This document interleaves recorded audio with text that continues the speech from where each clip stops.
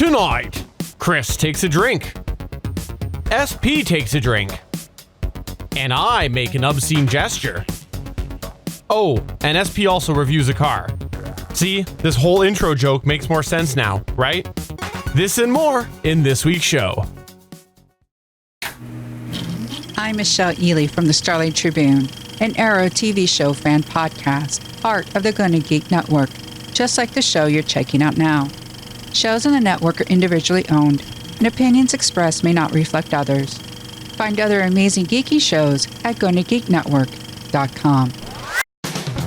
This is the official GonnaGeek.com show. Here we're a bunch of geeks talking about geeky things. Each week we run down the latest news and happenings in the world of geek. These are your hosts for the show, Steven. But what if I'm in the mood for a T-Swift story? Chris. I've heard the X is going to give it to you. And SP. That's how we roll on Gonna Geek on Monday night. We get crazy! Gonna Geek Productions presents the official GonnaGeek.com show.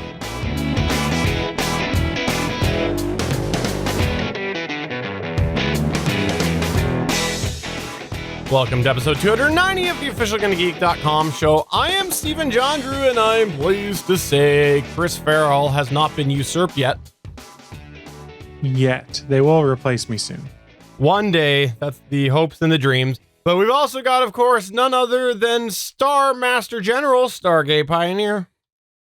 Please call me SP, and I'm back, and I am here after taking a week off, taking care of some family stuff. So I'm glad to be back, and you guys treated me well in the episode, at least in the published version. I did not take a listen to the live one. Yeah, that's probably a good thing. That's probably safer. That's what I was thinking. Yeah, just ignore the part that where we had a dancing version of Stargate Pioneer saying all sorts of weird things. That was a fun little live exclusive that if you've not checked out our live shows, you missed out on, which you can find out on Mondays, is usually when we record on geeks.live. We're a little all over the place, but hopefully by July we'll be back to 8:45 p.m. Eastern time, because that's very inconvenient for Chris Farrell and Stargate Pioneer as East Coasters. So that's what I like to do, is be inconvenient. Fair. Wouldn't have it any other way with you, Steven. You know what? I would have it my way. Wait, that was a Burger King slogan. I'm not allowed to say that, am I? I thought you were going to sing a Backstreet Boys song for a second there. I'm just going to do this.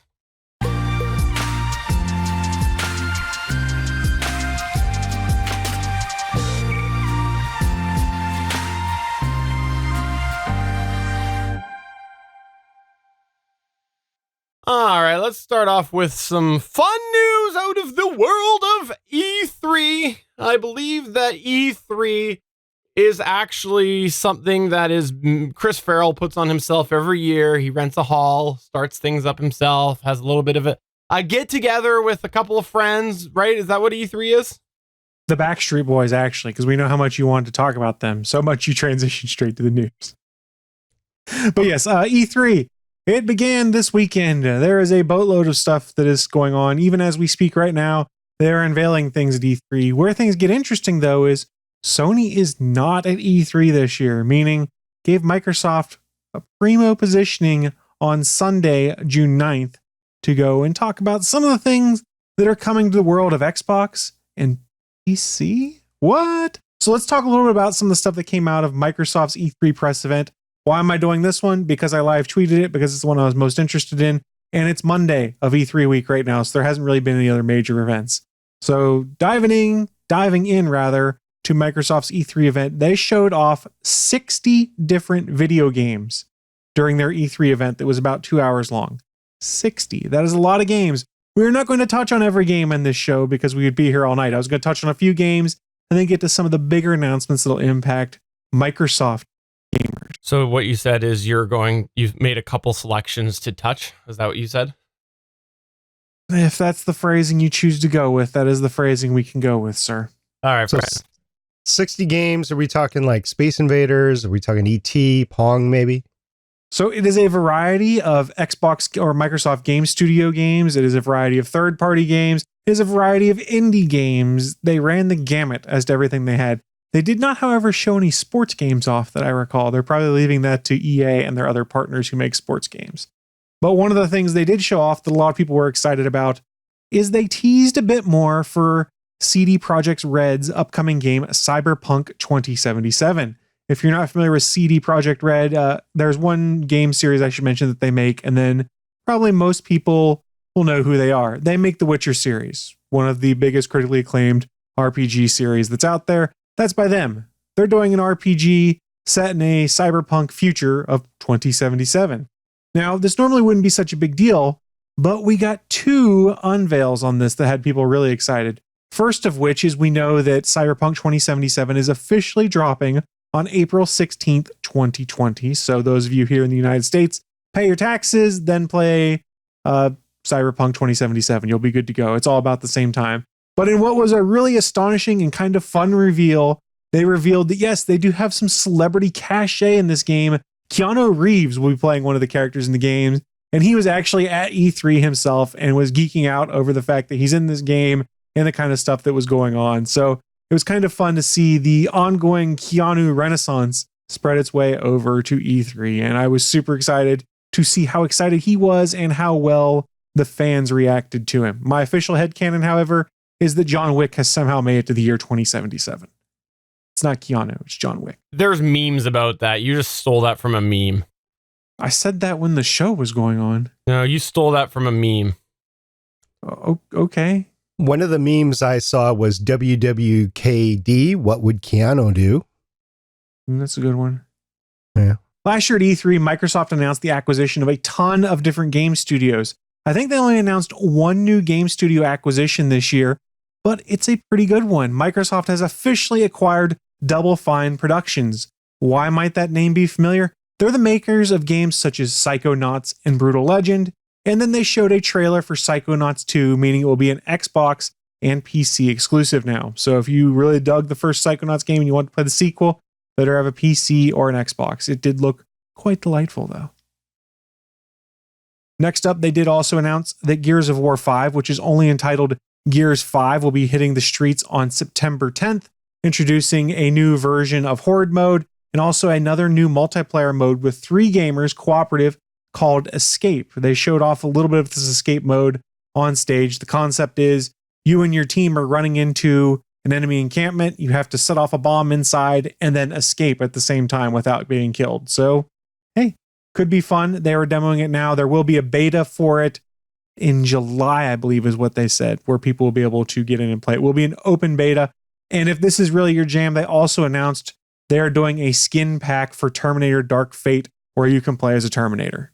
I don't honestly care about skin packs, but some people were really jazzed about that. And since this is a Microsoft first-party game, it is included as part of your Xbox Game Pass subscription. So if you're subscribed, you can play this game day one as soon as it launches as part of that subscription. Same with Psychonauts 2 that I mentioned previously as well. So if I heard you right, the Top Gear reboot, Gears 5, will be premiering on BBC in July.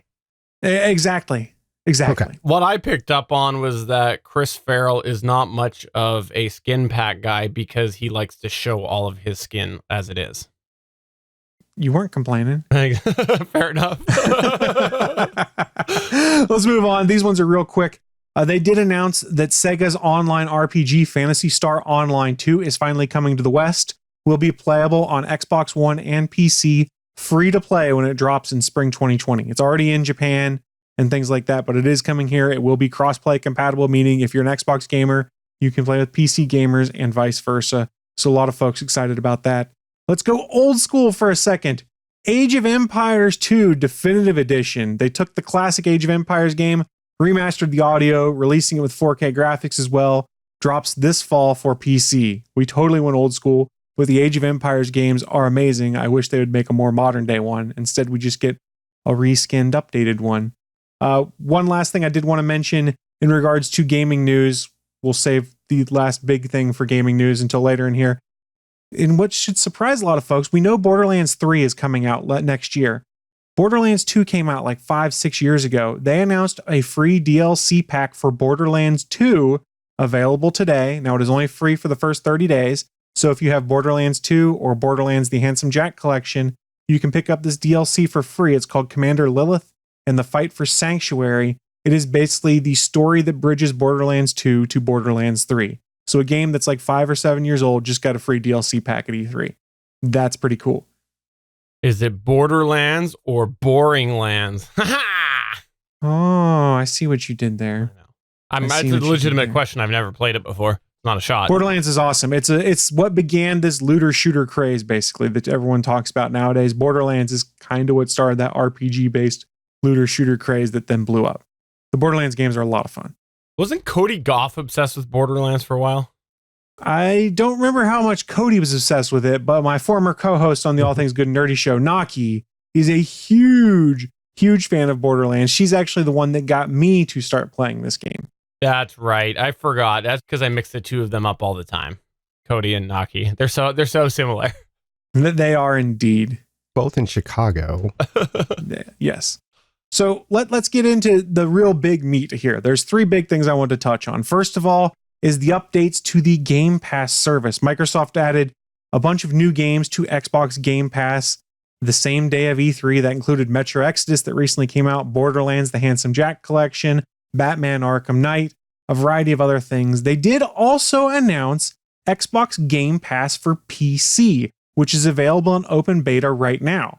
For $10 a month, you get access to 100 different PC games, things like Imperator Rome, Football Manager 2019, Halo the Master Chief Collection when it releases, including Halo Reach. Those will all be available on the subscription Xbox Game Pass for PC service, meaning you've got 100 games, you can play any or all of them whenever you want, so long as you are subscribed. They then also announced a tweak to this service. They announced what is called Xbox Game Pass Ultimate. What is this? It means you get Xbox Live Gold, Xbox Game Pass for your Xbox, and Xbox Game Pass for your PC. So any game that's on Game Pass for Xbox, you can play whenever you want. Any of those Game Pass PC games you can play, and you have a gold subscription for $15 a month if you choose to go that route. So it is basically Netflix for video games. How much is that over regular Game Pass? Because I don't know what it is in the US. Game Pass, I believe, is $10 a month on its regular price. So if you're bundling it with Gold and the PC version of Game Pass, it's $15 a month, which is a pretty solid deal. Yeah. If you want to try it out yourself, you can get it right now for $1 for the first month. That's pretty awesome. That's I thought it. That's actually not a bad deal. And also remember, if you're an Xbox Live Gold subscriber, you also get 2 free games a month that you download and they're yours until your gold subscription runs out. So they're not the same games you'd have in Game Pass. They're just limited promo ones you get. Like right now is NHL 2K19 or something like that, and a couple other games are free for being a gold subscriber. So you're getting a boatload of games, probably more than you can play. So I had to look up to see the current prices because I renew later on in the year, but Xbox Live 12-month memberships are currently going for $50 right now. On sale for $50, you can sometimes find them as low as $40.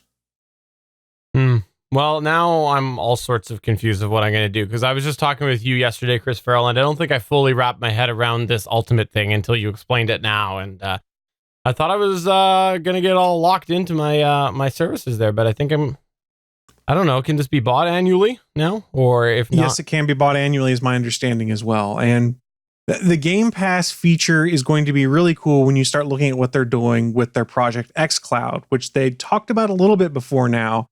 We didn't get a ton of details in the E3 event yesterday, but prior to our starting the show, I started reading some of the news. They're doing hands-on with Project xCloud on the show floor. So what is xCloud? It is basically Microsoft's version of Google Stadia that we touched on a little bit last week, which is cloud-based gaming. You can start playing a game on the Microsoft servers and emulate your Xbox and then pushes to your cell phone, to your browser, things like that.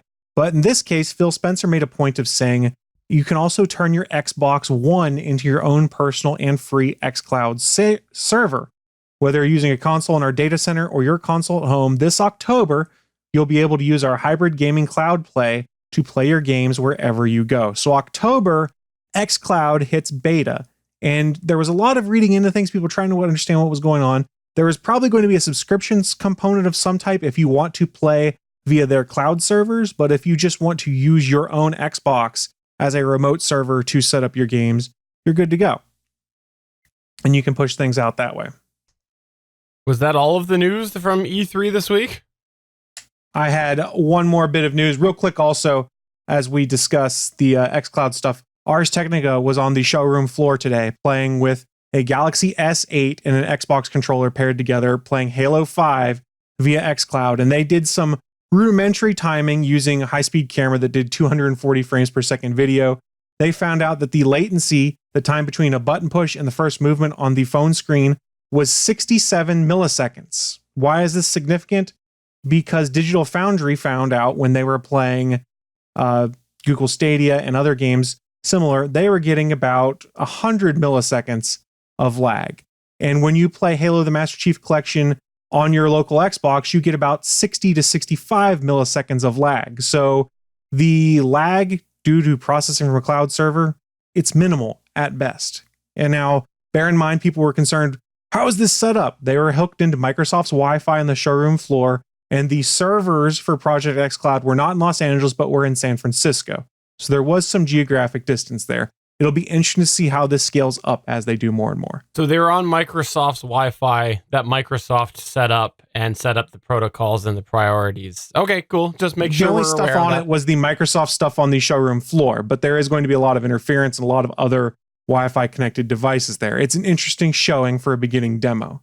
But it's just the same way Stadia was. Microsoft had full control over what was being prioritized and whatnot, and it'll be interesting to see. So did Google at the Stadia event. Well, we'll see. You know what, though? I think for a lot of people, that 20 seconds isn't going to matter. Like, for a lot of people. Well, but we're talking a 2 millisecond difference between rendering on your box and what the servers did. No, I think you're not going to notice that. No, I think it's great. And I was saying between the Google and the Microsoft one, it's it's 40, but I don't think people notice that as much anyways. For the hardcore gamers definitely will. But, I like to see that Microsoft's able to achieve near on box. That's fantastic. That really is. Your eyes can't perceive that slight of a difference. That's what I was defending them. I'm completely confused. I'm just saying people are going to make that argument, and we're talking a 2 millisecond difference. So just be prepared when that goes forward. The fanboy arguments will happen, but it's imperceptible and pristine. How about the next gen console? Anything on that? So last thing that we had here is they did announce quickly on the Sunday event Project Scarlet, which is their next gen console. It is slated for a holiday 2020 release, and it will debut alongside Halo Infinite, which is the new Halo game, which they made a point of saying comes to the Xbox family. So I'm not sure if it'll be on just the Project Scarlet or all devices. We will find out more. It does sound a lot like what Sony is talking about with the PS5, with emphasis on reducing load times. There'll be a solid-state hard drive, which they can use as virtual RAM to cut down on loading times. Custom AMD processor that they state is 4 times more powerful than the Xbox One X, and high bandwidth GDDR6 RAM that is capable of doing 8K resolution and 120 frames per second. So the PS5 and the Project Scarlet are roughly equivalent hardware. It'll just be interesting to see what both Sony and Microsoft do with it. We did not get to see the hardware in action. We get to see some video rendered on those boxes. And there is a rumor that they're going to build out the xCloud servers so that they're spec'd to be like Project Scarlet devices. So we'll see what happens. My favorite part about this is that the name is not going to be Xbox One anymore. It's now going to be Xbox 361. That's what it's going to be. It's going to be 720 or something. We have no idea what they're going to do. No, the name has not been said. And as we know from Microsoft's history, who knows? The roll of dice at this point could be as much as maybe Xbox Chris Edition. We don't know, and I'm hoping that that's what it is the Chris Farrell Xbox. Do I get one for free then? No, it's a different Chris Farrell. No. Well, hell, where's the fun in that?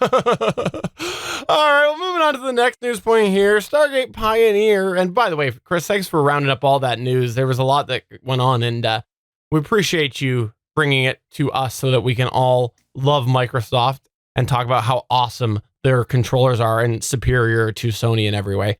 Yeah, that's right. I'm poking a bear there. But moving on to the next news point. Stargate Pioneer, you had a little bit of sad news. I did. I won't say it wasn't expected, but some revelations have been uncovered by the media, and I think we've got a modern day Spruce Goose here. So here's what happened. On the 31st of May, Eric Johnson and Jolie Roulette collaborated on a Reuters.com article, which basically exposed the straddle launch space company as possibly being pieced and parts out for purchase. And then Mike Wall on space.com came back with an article on June 4th, 2019 that basically corroborated everything and came out with a little stronger statement from the company itself. So let's just walk down what happened here. Straddle Launch Systems Corporation, which is the space company founded by late billionaire and Microsoft Corporation co-founder Paul Allen, is closing operations, cutting short ambitious plans to challenge traditional aerospace companies in a new space race. And this was via 4 people familiar with the matter and then 1 external to the company, all anonymously said on that Friday. Now, the company is a unit of Allen's privately held investment vehicle, Vulcan Incorporated, and Vulcan has been exploring a possible sale of Straddle Launch's assets and intellectual property, according to one of the 4 sources and also the 5th person. The centerpiece of Straddle Launch's strategy was its carbon composite carrier plane, with a 117-meter wingspan and powered by 6 engines, not inches. The plane flew for the first and perhaps only time in April. That flight took place April 13th from California Mojave's Air and Spaceport. During the 2.5-hour test, Rock, which was the test pilot, Rock, which is the plane, reached a peak altitude of 17,000 feet and a top speed of 189 miles per hour. In quoting a company spokesman, quote, "Straddle Launch remains operational. We will provide an update when there is news to share," unquote. Now, Paul Allen's sister is currently the executor of his estate, and the rumor is that she just wanted the plane to fly to honor Paul Allen's legacy, but I guess there's no intent on making this corporation viable within Vulcan Incorporated itself. If somebody wants to buy the whole thing themselves, they sure can do it. But the plane flew once, so did the Spruce Goose. So we might have our modern day Spruce Goose. All right. So in the chat over at Geeks.live, because again, when we record this live, there is a chat. I am pitching to Suncast, who, as we know, is the vice director of NASA. He reports to Stargate Pioneer. That I think it's time for him to sail away from SP, get his wings and fly, start his own private space group. And so, Suncast, you should go ahead and invest in this. He said it's for sale there. I don't see a better time than now to go ahead and start it out. So tweet at Suncast with a K, Sunkast, and tell him that you look forward to Suncast space exploration. That's what we're all looking forward to. I am too. I cannot wait. Do you really want Suncast to have control of the world's largest airplane? Yes. What's the worst that could happen? Well, let's see. You can carry up to 6 missiles on it, which, a launch vehicle is the same as an intercontinental ballistic missile. Do you really want to give him that much firepower? I don't see a problem here. What's the worst that happens? I trust Suncast. Deputy Director Suncast, he's in the circle of trust. Well, thank you very much for sharing this. As much as it's sad news, it isn't really unexpected. We've kind of talked a little bit about that before. You've been saying for a while that the writing was on the wall, and I guess it's just it was a matter of time, was what it came down to. Moving on to the last news point before we get to a fun segment from Stargate Pioneer, there's a new Echo device in town. Yes, that's right. Amazon announced a new version of the Echo Show. For those not familiar with the Echo Show, it first came out in 2017, and the concept, basically a screen-based Amazon Voice Services device. The first generation had a 7-inch screen, and the second generation of the Echo Show had a 10-inch, and adding to the Echo Show line is a version called the Echo Show 5, which has a 5.5-inch screen. The device is going to be in 2 different colors and is $89 US pre-order price, or $99 Canadian. It's It's got a camera in it, has a whole bunch of other things as well. You know, Amazon Voice Services, there's going to be some video calling, you know, limited things that you can do with it. But you also have the possibility for $20 US or $30 Canadian, getting a magnetic stand that allows you to tilt it however you want so that when your kids can't reach it, you can tilt it down.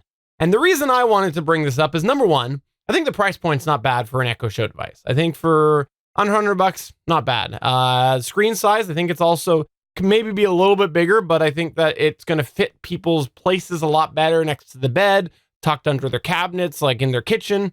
I just think that this sort of form factor is going to be a good sort of form factor that gets it into more homes. But I wanted to highlight that finally, somebody got one of these video desktop mount voice service devices right. Because we've seen it before. Amazon came out with the video camera on there, and then everybody's like, but what about privacy? And then Google came out and they're like, we got your privacy right here. We took the camera out of it. We don't have a camera on ours. And Facebook came and they did theirs, and they're like, here's a physical privacy clip that you can put over top of it. Well, they put in one of those really finicky built-in physical toggles into this that you can actually physically slide over. So the privacy concerns are finally addressed in one of these devices. And I'm happy that they did it, because I think that it's nice to have it built in.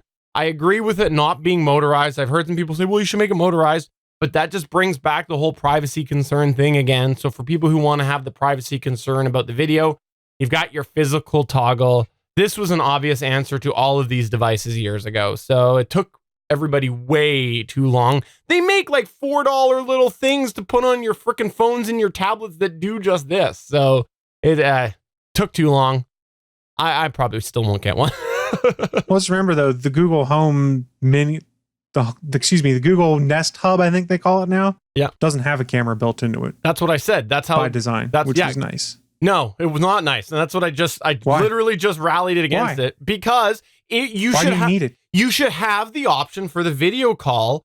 It's BS marketing to say, when's the last time you used a video call on any of those kind of devices? You know, I do video calls all the time with my wife now that she ends up working offset hours with me, and I would love to have it right there because I don't like to hand my phone over to my kids. I'd rather send them in the other room.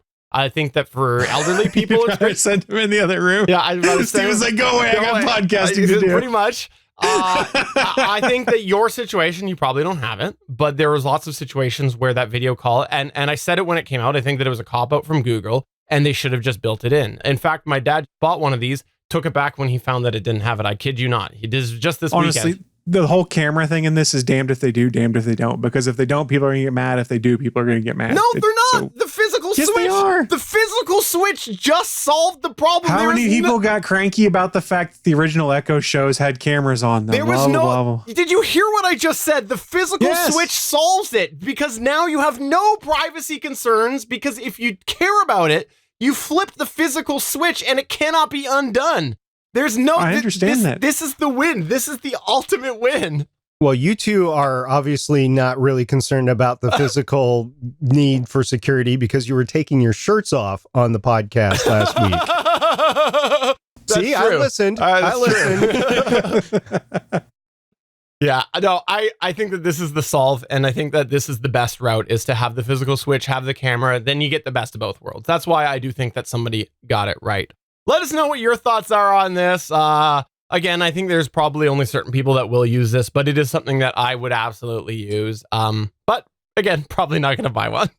So let's go ahead and move on. Put your money where your mouth is, Steven. If it was a Google product, maybe. But let's go ahead and move on to SP Buy Some Wheels.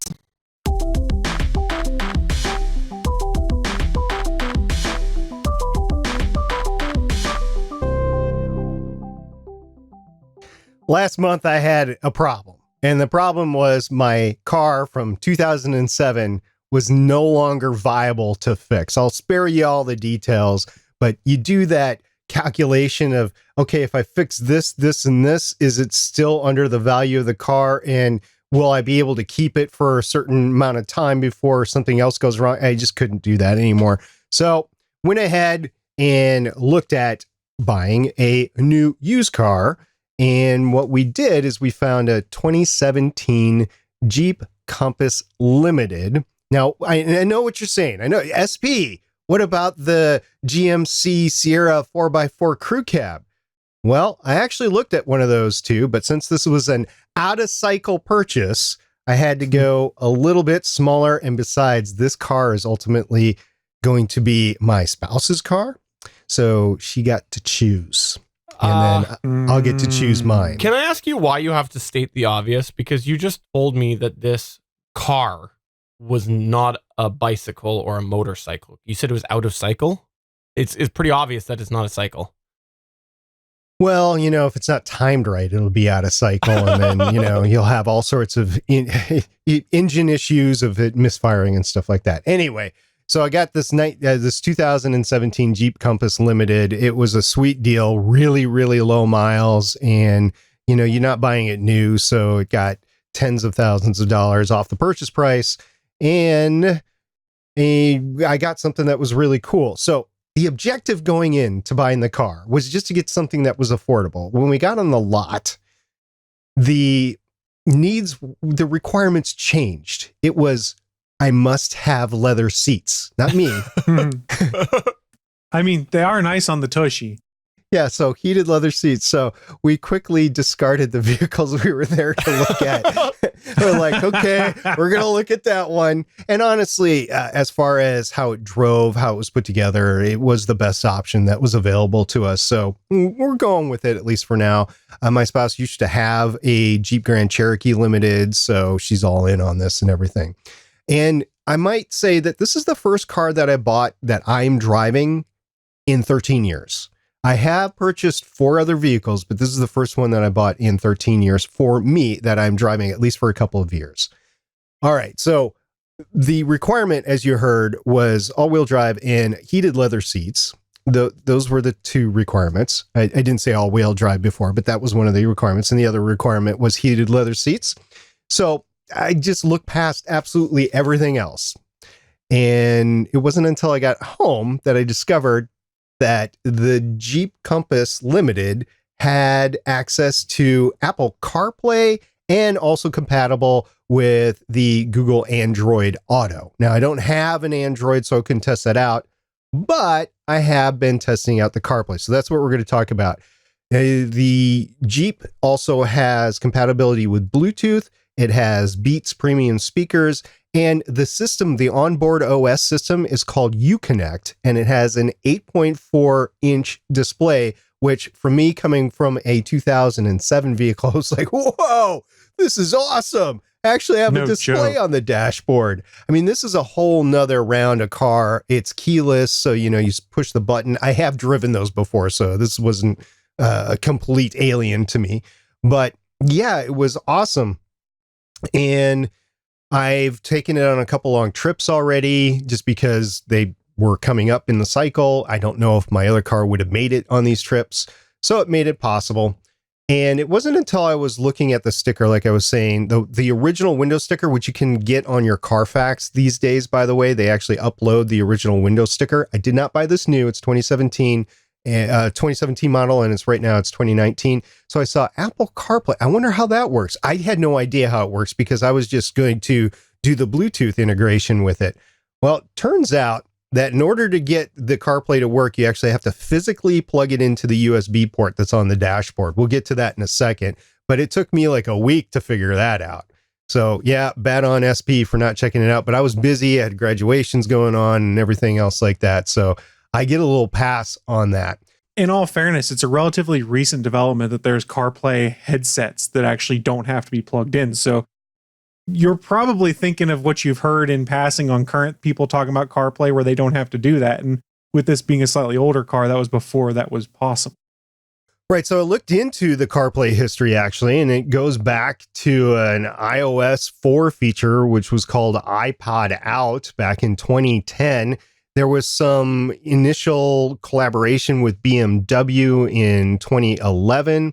but it was announced by Apple's IDQ and at WWDC in 2013, or Dub 2013 is when it was actually announced. So it's 6 years ago, right, that it was actually announced. CarPlay was launched with the Geneva Motor Show in March of 2013 or March of 2014, and it went into Ferrari, Mercedes-Benz, and Volvo. So it is 5 years old amongst those premium brands. And there's a long list of how it got there from here, but Apple finally put out a website which cars are available in, and currently discounting the model year, because if you count the model year, it triples or quadruples. There are 508 car models out there with Apple CarPlay available. So that's just in 5 years, it's ballooned from those 3 vehicles to 508 total models. Apple also has a website explaining what CarPlay is and what actual apps are on there. I will say that apps might not be complete of everything that is available, because I think I have some apps that are on my screen that are not actually on this website, and we'll get to that in a second. But there is a general explanation of all the CarPlay stuff and what main apps are available.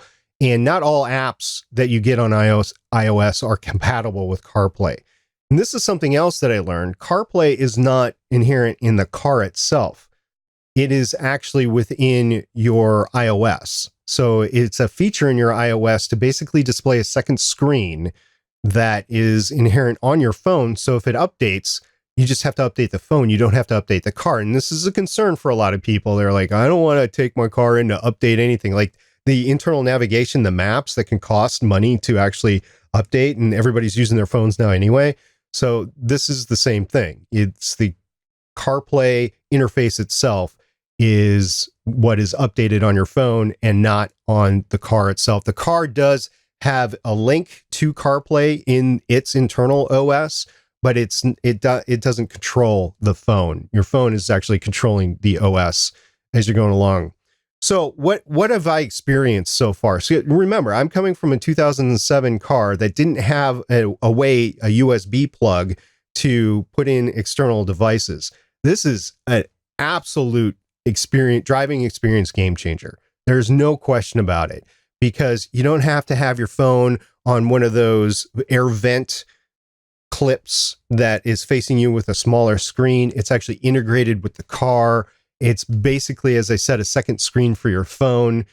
And there's all sorts of benefits. You don't have to depend on the car's internal navigation system. You can use Google Maps. You can use Apple Maps. And more importantly for me, you can use Waze, because if you're on a long trip, you get those cop notifications. So you don't have to worry about going 3 miles over the speed limit and having a cop from Wisconsin jut out in front of you that's unmarked, or Indiana, or wherever you're driving. Chris, do you have unmarked cars in West Virginia? I don't think so, but when I was interning out in DC, there were plenty of different kinds of unmarked cars out there, and they were a-holes. Yeah, so Waze is really important to have on that screen. I'm so glad they have that versus a regular navigation app. And the integration with the phone and the voice integration while you're driving it just makes it a lot safer. So you don't have to worry about tapping on your phone. On the steering wheel, there's a button that activates Siri, and I can make the phone do whatever I want to. I can text message, I can make phone calls, and most important to me is I can actually have FaceTime integration in the car. And why is this important to me? Remember, my younger sister is actually able to use an iPad, and she is mentally handicapped. And so this is the way she actually converses with me. What Steven's showing on the screen right now is a picture of the 8.4-inch screen on the dashboard, and you can see how the apps are laid out currently. We'll get to how the future is going to be in a second, but it shows about 8 apps, and you can swipe to go to the next screen on it and the next screen on it. But it is big, it is touch screen, and it is wonderful to use with your phone. You're basically using your phone and your car simultaneously. It's great. And it's integrated with the speakers, so you don't have to worry about any of those prickish Bluetooth earpieces that we had in the past. You know what I'm talking about? You don't have to worry about that. Yeah, they're very sharp. You said prickly, right? Is that what you said? You sure? Yes. That's what I said, yeah. Exactly. So I did give Steven some pictures of the actual screens itself. Now, I use Overcast on my iOS device, and I'm transitioning to that from my iPod Classic inside the car. I could still use the Classic and plug it into the 3.5 millimeter jack in the dashboard, but I think I'm going to try to do the iOS stuff now, especially since I am integrated with the phone, and if somebody calls me or text message me or something like that. So Overcast shows up, and then you have the full player control. You can go back and forward at 30-second intervals, and then you can pause or play. You can actually screen through some of the options available, but I'll get to some of the limitations in a second. But as I said, I have 3 full screens of apps that were already on my phone that are on the screen itself. The big ones that I use are the phone, Overcast, music, audiobooks, Audible, and Waze. Those are the big ones. And you can actually go into the settings in your iOS to determine this display of each of, just like you would on your phone, right? Because you can throw your apps back and forth into the primary screen, secondary screen, tertiary screen, so on and so forth. I have not done that yet, but I plan to do that this week. So organize the primary apps that I use on the first screen versus the second or the third screen. Now, there's some downsides of this system that I'm particularly using. Now, remember, I'm using the Jeep Uconnect system with the iOS CarPlay system of iOS, whatever it is now, 12.8, 12.9, something like that. There's a number of screens available to show options, and this affects Overcast in the podcasts that are available. This is limiting how many episodes within that podcast that you can show. I think it's 3 screens worth of options, and then it caps out and you don't have any more options. You can go to your phone and you can select another option that's not on the screen, or you can use the voice commands to do it, but you can't use the screen to do it. Playlists, that's another issue. If you have more than a screen of playlists, or I think 2 screens of playlists, it won't show you any. And then the songs in the playlists themselves, it's limiting. So you're not seeing all the information in the current version of CarPlay that is available on your phone. The phone also has to be plugged in via USB. You cannot do this via Bluetooth. And this means that there's no wireless charging available because the phone's got to be charging through the car the entire time as well. The other thing is, if you have a passenger that picks up the phone and tries to do something else, like go to your text messages to respond to a text message or pick out a song to play or whatever, all of a sudden that map that you're watching, that Waze map, that Apple Maps, that Google Maps that you were watching, it goes away. And it goes either to the home screen or the other app that the person is watching. So that's a little bit annoying. And Steven's now showing the 8 primary apps and the secondary apps and the tertiary apps now. So you can see this all at our YouTube channel at youtube.com/GonnaGeek. The other thing that I wish was different, and this is not a CarPlay issue, this is a Jeep Compass Uconnect system. It automatically starts the friggin' radio every time. There is no way I can shut that off. Every single time I start the car, the radio comes on. Now, I can quickly choose some options to make that go away, but every time it defaults to the radio, either AM, FM, or one of the free Sirius XM channels. And I cannot, I guess the thing to do would be to choose a channel that's not actually broadcasting anything, but it resets every once in a while too. So again, that's a Uconnect issue. That is not an Apple CarPlay. But really, Jeep, really? I can't turn the radio off at all? It starts up automatically every single time? That must be awesome when you got to get up to work at like 4 a.m. and you've got your vehicle parked outside in a small residential area. I'm sure they love it.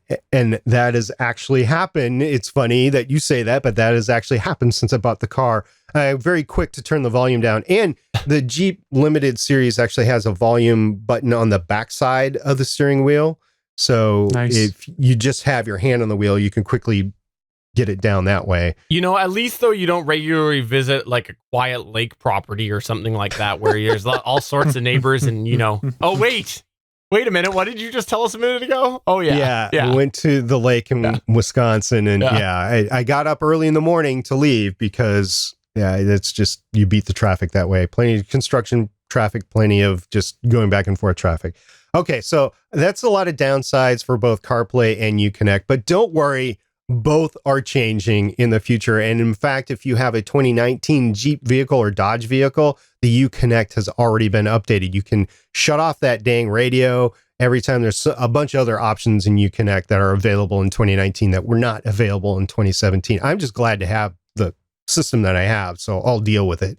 But that's changing. And at the WWDC 2019 conference that just took place last week, there was an iOS 13 CarPlay upgrade that was announced. And I'll go through some of the new features of it. First of all, Siri, when it opens, doesn't take up the whole screen. There's just a smaller side screen that says Siri on it.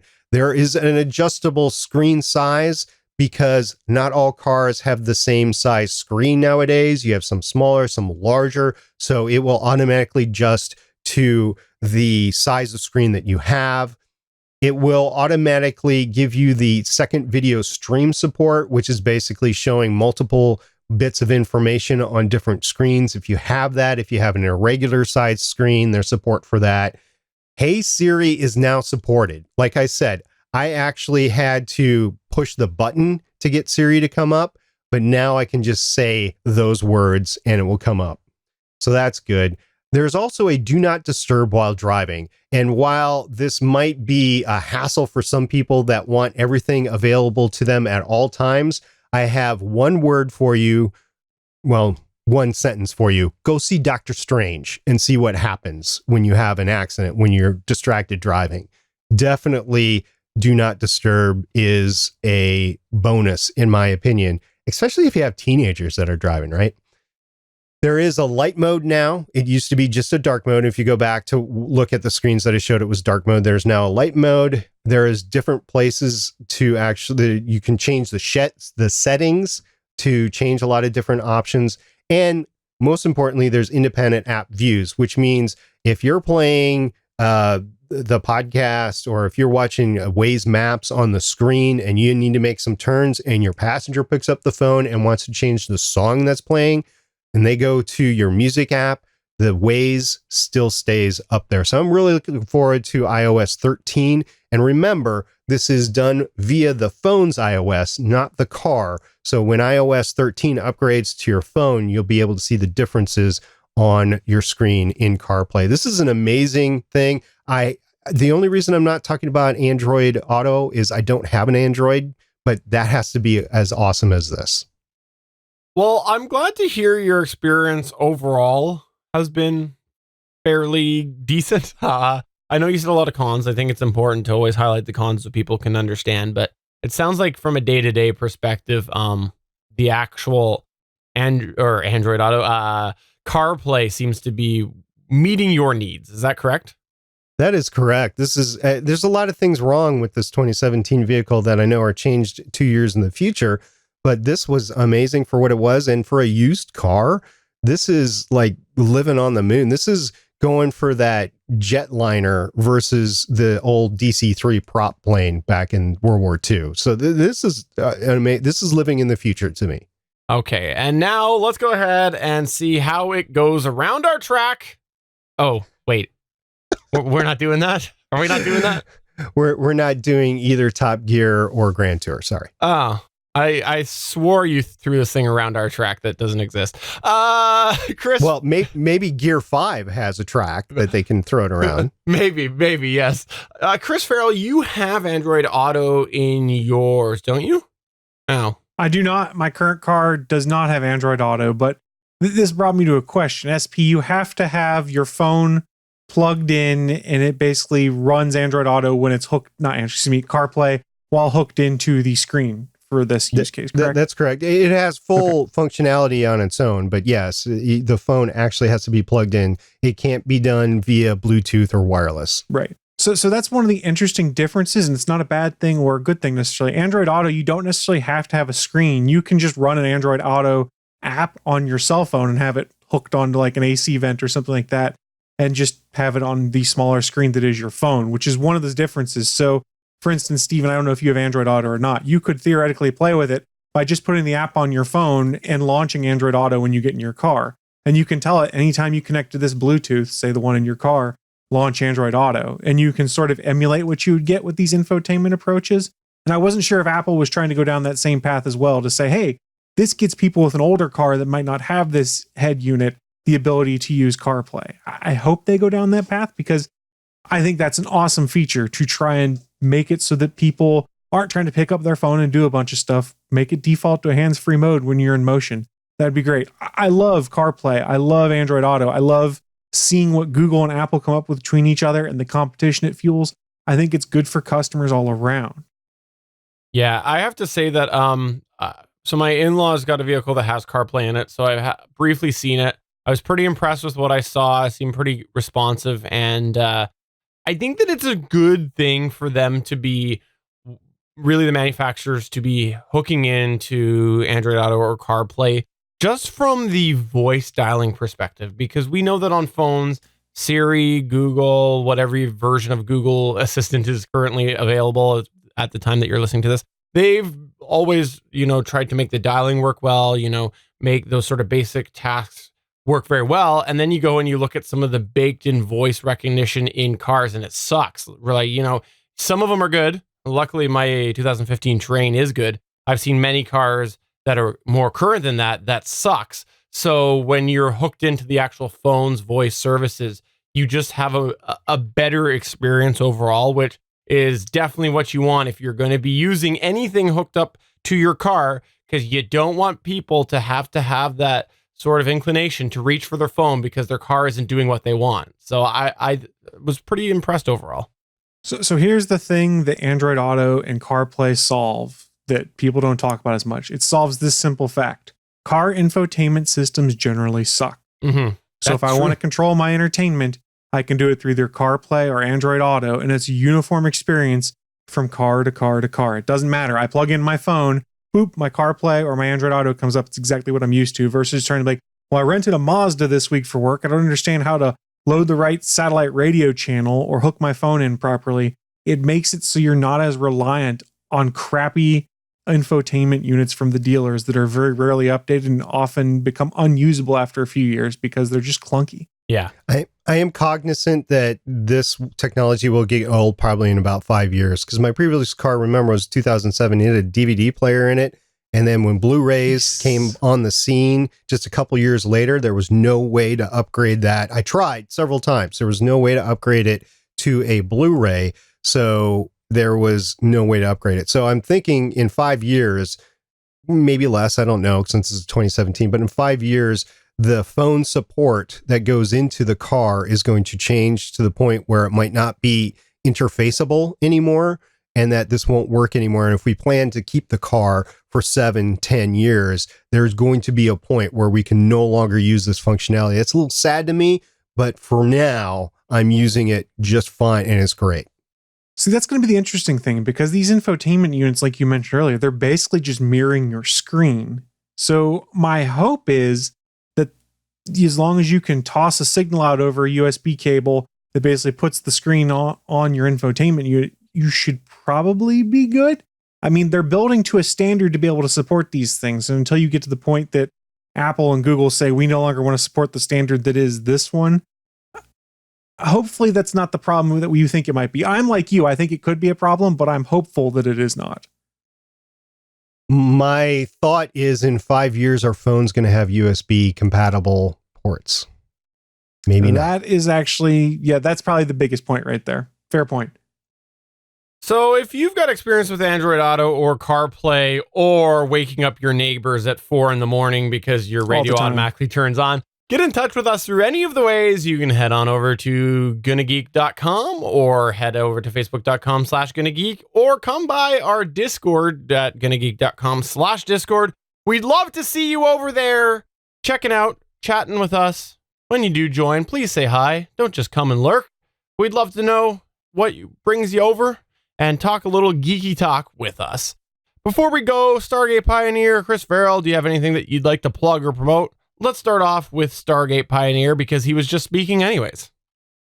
Sure. So in the mail today, I got myself the steel case of Captain Marvel. It's still in the package. So if we had more time, I'd unwrap it. But yep, this is cool. We'll be talking about steel case over on Legends of S.H.I.E.L.D. in the future. I have not bought a steel case for a few years, and I kind of regret it because I used to easily be able to get steel cases in my area. So, Chris Farrell, anything that you'd like to plug or promote? So just asking for some help from our community. It is going to be E3 this week. I don't have time to watch all of the E3 events. So if you see something cool at E3 that you think I should know about, because maybe we'll do some more E3 coverage here later, tweet it to me at the Gonna Geek account, at Gonna Geek. Tweet it to me. Tell me what it is, and we'll see what we can do. Awesome. So for episode number 290 of the official GonnaGeek.com show, I'm Stephen John Drew saying I've been rewatching DS9 and I got to the episode where Kira and Bashir make out. I forgot about that. Horrifying. And I'm SP saying, Captain Marvel, higher, further, faster, more. And I'm Chris Farrell saying I got nothing witty here, so go E3. I got nothing else. Bye. Bye. Bye, guys.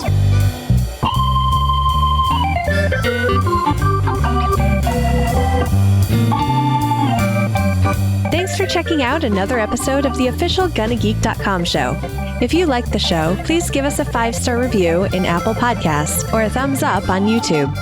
You can always join us for our live recording sessions, which stream Mondays at 8:45 p.m. Eastern at www.geeks.live. And remember, you can find our full back catalog at gonnageek.com/show. If you're itching for more geeky content, check out other shows on GonnaGeekNetwork.com.